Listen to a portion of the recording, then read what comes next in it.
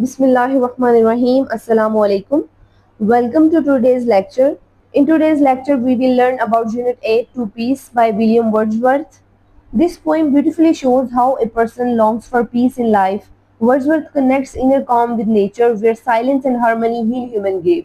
By the end of this lecture, you will clearly understand the meaning, the flow of ideas, and the hidden message of this sonnet. So let's begin and explore the beauty of Wordsworth's poetry together. First of all, we will discuss about the main theme of this poem. Wordsworth expresses his longing for inner peace. Wordsworth अपने अंदरूनी सुकून की ख्वाहिश का इजहार करता है. Nature provides calmness and harmony. जो नेचर है वो उसे सुकून और हम आहंगी देती है. True rest comes when painful memories are silenced. असल आराम तब मिलता है जब दर्दनाक यादें खामोश हो जाएं. Human interference often disturbs the natural healing of peace. जो इंसानी मुदाखलत है अक्सर फितरी सुकून को खराब कर देती है. In this poem Wordsworth is basically talking about inner peace.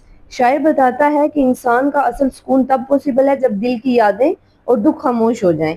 He believes that nature provides calmness and harmony, यानी गाय, घोड़ा, अंधेरा और खामोशी सब मिलकर उसे रिलीफ देते हैं. लेकिन जब लोग उसे जबरदस्ती तसल्ली देते हैं तो उसका जो पेन है बढ़ जाता है. Now we will discuss about the structure of this poem. One sonnet, यानी कि ये एक सोनेट है 14 लाइन्स, और सोनेट में 14 लाइनें होती हैं. Sonnet is a short poem of 14 lines, written in a fixed rhyme scheme and rhythm. It usually expresses one single idea or strong feeling, like love, beauty, nature, or sorrow. It is divided into two parts, octave and sestet. Octave means 8 lines and sestet means 6 lines. Octave is showing the natures काम and harmony. जो Octave है ये दिखाता है फितरत के सुकून और आमांगी को. Sestet showing poets personal grief and request for solitude. जो सेस्टेट है ये शायर का जाती गम और तन्हाई की ख्वाहिश को दिखाता है. Now we will discuss the stanza wise summary. As we have discussed earlier that this poem is divided into two parts, octave and sestet. Here we will discuss octave. First 8 lines. Nature is calm like a resting wheel. फितरत एक रुके हुए पहिए की तरह पुरसुकून है. Cows lie on the grass. Horse eats silently. Cows घास पे लेटी हुई हैं और घोड़ा खामोशी से खा रहा है. Darkness covers land and sky.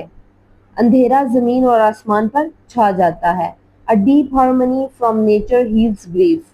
कुदरत की गहरी हमांगी शायर के गम को कम कर देती है. Here comes the second part of this poem, which is sestet. Line number 9 to 14.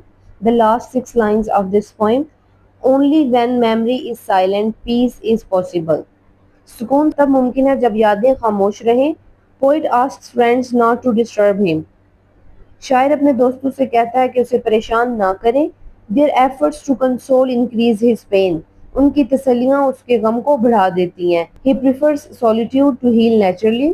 वो कुदरती तौर पर शिफा पाने के लिए तन्हाई को पसंद करता है. Now we will discuss about the symbols and imagery used in this poem.